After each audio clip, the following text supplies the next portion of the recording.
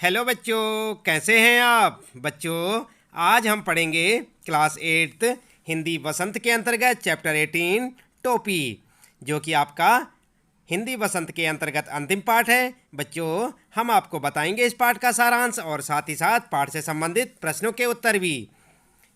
आप ध्यान दें, कक्षा 8 हिंदी वसंत के अन्य पाठों को पढ़ने के लिए आप इस चैनल की प्लेलिस्ट को देखें। उसमें आपको कक्षा 8 के सभी पाठों के सारांश, भावार्थ और प्रश्नोत्तर देखने को मिलेंगे। इसलिए आप चैनल की प्लेलिस्ट को चेक करना ना भूलें। तो चलिए शुरू करते हैं और पढ़ लेते हैं आज का ये पाठ। पाठ का नाम है टोपी और सबसे पहले जान लेते हैं इस पाठ का सारांश। तो बच्चों, देख रहे हैं ना आप यहाँ पर, यह है हमारा आज का पाठ टोपी और हम आपको बता रहे हैं इस पाठ का सारांश। यह कहानी एक गौरैया के जोड़े की है। आप ध्यान दें बच्चों, जो टोपी कहानी है यह एक गौरैया की जोड़े की है। उन दोनों में बहुत प्रेम था, एक दूसरे के बगैर वे कोई भी काम नहीं करते थे।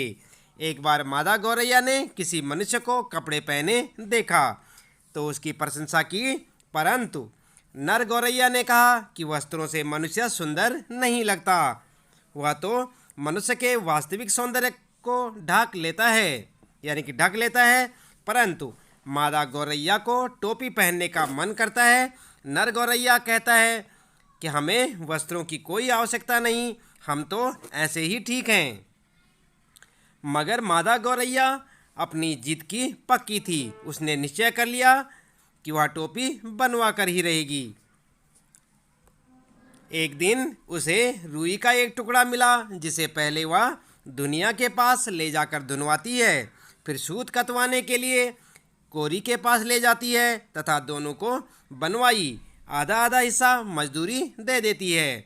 गौरैया धागा बनवाने के बाद बुनकर के पास जाती है और बुनकर को कपड़े का आधा हिस्सा मजदूरी देकर तथा अपना कपड़ा देकर दर्जी के पास जाती है तथा उसे भी उसकी मजदूरी देकर उससे 2 टोपियां बनवा लेती है। दर्जी ने खुश होकर उसकी टोपी में 5 ऊन के फूल भी लगा दिए।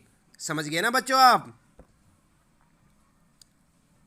इसके बाद बच्चों आगे देखते हैं क्या होता है। चिड़िया की टोपी बहुत सुंदर बनी थी। चिड़िया के मन में राजा से मिलने की इच्छा उत्पन्न हुई तो वह राजा के महल की ओर उड़ चली। चिड़िया राजा के महल में पहुंची तो राजा छत पर मालिश करवा रहा था। चिड़िया ने राजा का मजाक उड़ाना शुरू कर दिया।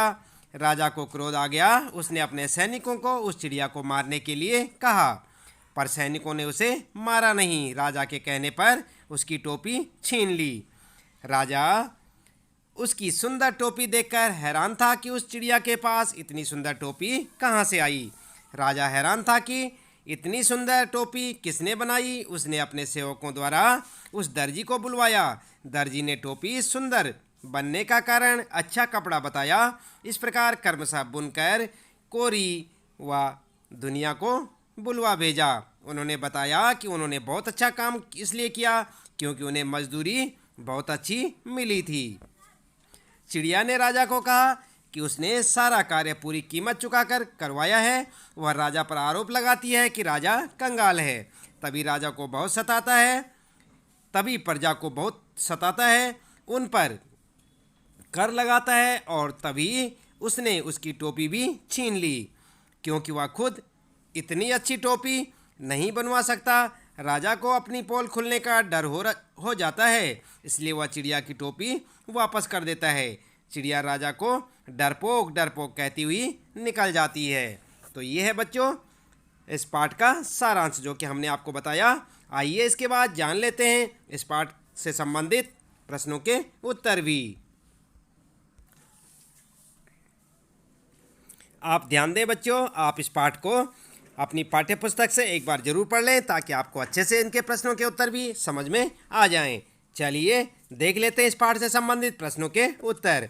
यहाँ पर आपके लिए पहला प्रश्न है, गौरैया और गौरा के बीच किस बात पर बहस हुई और गौरैया को अपनी इच्छा पूरी करने का अवसर कैसे मिला। तो उत्तर क्या लिखेंगे बच्चों आप। उत्तर लिखेंगे, गौरैया और गौरैया के बीच मनुष्य द्वारा पहने गए कपड़ों को लेकर बहस हुई। गौरैया को अपनी इच्छा पूरी करने का अवसर एक रुई का फाहा मिलने से हुई, जिससे उसने टोपी बनवाई और अपनी इच्छा पूरी की। इस प्रकार से आप उत्तर लिखेंगे। इसके बाद बच्चों दूसरा प्रश्न है, गौरैया और गौरे की बहस के तर्कों को एकत्र करें और उन्हें संवाद के रूप में लिखें। तो कैसे लिखेंगे बच्चों आप? इस प्रकार से आप लिखें उत्तर। सबसे पहले लिखें गौरैया और लिखेंगे मनुष्य वस्त्र पहनकर कितने सुंदर लगते हैं। गौरा क्या कहता है? खाक सुंदर लगते हैं। गौरैया कहती है लगता है आज लठ जीरा चुग गए हो। फिर गौरा क्या कहता है?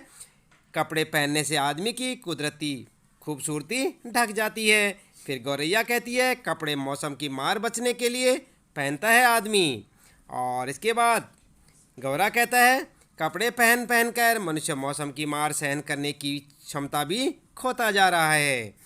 इसके बाद फिर गौरैया कहती है मनुष्य नित नए कपड़े सिलवाता है, इसमें कुछ तो खास होगा। और गौरा कहता है कुछ खास नहीं, निरा पोंगापन है, यानी दिखावा है। गौरैया कहती है मुझे मनुष्य की टोपी बहुत पसंद है। गौरा कहता है टोपी के चक्कर में पड़कर इंसान अपनी इंसानियत खो देता है, अतः तू इस चक्कर से अलग रहे। गौरैया कहती है मुझे तो हर कीमत पर टोपी चाहिए। समझ गए ना बच्चों आप? इस प्रकार से उन दोनों में बातचीत होती रहती है और आप इसे अपने उत्तर में लिख सकते हैं। इसके बाद बच्चों देखते हैं यहाँ पर तीसरा प्रश्न, टोपी बनवाने के लिए गौरैया किस किस के पास गई? टोपी बनने तक के एक एक कार्य को लिखें। उत्तर में लिख सकते हैं आप, टोपी बनवाने के लिए गौरैया पहले दुनिया के पास रुई धुनवाने के लिए गई, फिर वह कोरी के पास तकवाने के लिए गई, इसके बाद बुनकर के पास कपड़ा बुनवाने के लिए और अंत में दर्जी के पास टोपी सिलवाने के लिए गई, तब उसकी टोपी तैयार हुई। इस प्रकार से आप तीसरे प्रश्न का उत्तर लिख सकते हैं। चौथा प्रश्न है बच्चों, गौरैया की टोपी पर दर्जी ने 5 फुंदने क्यों जड़ दिए? उत्तर में लिखेंगे गौरैया की टोपी पर दर्जी ने 5 फुंदने इसलिए जड़ दिए क्योंकि उसने दर्जी को मजदूरी के रूप में आधा कपड़ा दे दिया था। खुश होकर उसने टोपी को और सुंदर बना दिया था। ठीक है ना बच्चों? तो ये थे आपके 4 प्रश्न इस पाठ में और उनके उत्तर हमने आपको बताया। आप उम्मीद है कि आपको ये अच्छे से समझ आए होंगे। आप ध्यान दें, आज हम क्या पढ़ रहे थे? क्लास 8 हिंदी वसंत के अंतर्गत चैप्टर 18 के प्रश्न उत्तर और इस पाठ का सारांश। पाठ का नाम था टोपी। तो बच्चों आप इसे अच्छे से याद करें ताकि आपको परीक्षा के समय किसी परेशानी का सामना न करना पड़े। और आप ध्यान दें, कक्षा 8 हिंदी वसंत के सभी पाठों को पढ़ने के लिए आप हमारे चैनल की प्लेलिस्ट को चेक करें। वहाँ पर आपको सभी पाठों के सारांश, कविता का भावार्थ और प्रश्न उत्तर देखने को मिलेंगे। आप सभी पाठों के प्रश्न उत्तर वहाँ से पढ़ सकते हैं। इसके साथ ही बच्चों लेते हैं आपसे विदा। आपका दिन शुभ हो।